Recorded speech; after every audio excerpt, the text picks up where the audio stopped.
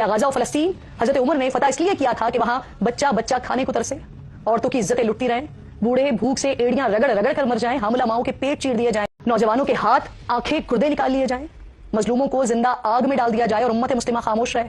شرم کا مقام ہے ہمارے لیے. ہم متاع عمر فاروق کی حفاظت میں ناکام ہیں. 2 ارب مسلمان ہیں لیکن کوئی ایک مثل عمر فاروق نہیں جو فلسطین میں برس سے گولوں کو روک سکے، جو اسرائیل سے اس کے ظلم کا حساب لے سکے، جو امریکہ کی آنکھوں میں آنکھیں ڈال کر بات کر سکے. ایران اسرائیل جنگ میں ایران نے ثابت کر دیا کہ اسرائیل ناقابل تسخیر نہیں ہے. اسرائیل کے خوف کا بت توڑ دیا اور ثابت کیا کہ اگر مسلمان چاہیں تو اسرائیل کو صفائے ہستی سے مٹانا کوئی مشکل کام تو نہیں ہے. یاد رکھیے کہ آج ساری مسلم دنیا غلامی عمر فاروق، طرز حکمرانی عمر فاروق کو چھوڑنے کا نتیجہ بھگت رہی ہے. جو خوف مسلم دنیا میں اسرائیل اور امریکہ کا ہے نا، شاید اس سے کئی زیادہ خوف ساری دنیا میں روم اور فارس کی سلطنتوں کا تھا.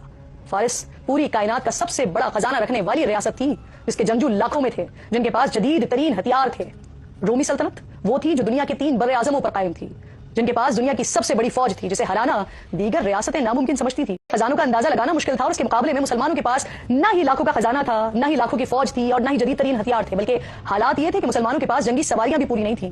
لیکن وہ فیض عمر تھا، وہ نگاہ عمر تھی کہ جس نے ایسے سپاہ سالار پیدا کیے، فوج میں وہ جذبہ اور وہ ولولہ پیدا کیا، وہ یقین خداوندی ان کے وجود میں ڈال دیا کہ جنہوں نے بڑی سے بڑی طاقت کو اپنے آگے زمین بوس کر دیا. حضرت عمر فاروق رضی اللہ تعالیٰ عنہ کی با کردار قیادت میں چند ہزار مسلمانوں کی فوج نے صرف سادہ تلواروں اور نیزوں سے روم اور فارس سے جنگیں جیتی اور اس وقت کی 2 سپر پاورز کو تہس تہس کر کے رکھ دیا. آج بھی یہ ممکن ہے، جس کی ایک جھلک ہمیں آپریشن بنیاد مرصوص پہ نظر آئی کہ کیسے اپنے سے 5 گنا بڑی فوج کو ہم نے شکست سے دوچار کیا. ٹیکنالوجی سے لے کر آپریشنل حکمت عملی تک، بیانیے سے لے کر سفارتکاری تک، ہر سطح پر بھارت کو رسوا کر کے رکھ دیا. لیکن ہمیں قوم کے ساتھ ساتھ ملت کے مفادات کے تحفظ کی بھی ضرورت ہے.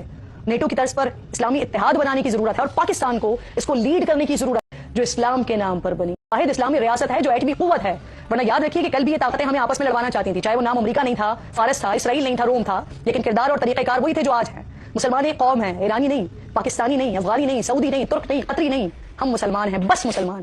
یہ جتنا جلدی سمجھ لیں نا یہ بہت بہتر ہوگا. اسی لیے حضرت علامہ اقبال رحمۃ اللہ علیہ فرماتے ہیں کہ امتازہ خداؤں میں بڑا سب سے وطن ہے، جو پیرہن اس کا ہے وہ مذہب کا کفن ہے. اس میں کوئی شک نہیں ہے کہ مسلمان پھر سے ساری دنیا پر حکومت کر سکتے ہیں، جہاں حکمرانی کسی انسان کی نہیں اللہ کی ہو، جہاں فیصلے تعلقات جبر اور لالچ کی بنیاد پر نہ ہو، اللہ کے قانون کے تحت ہو.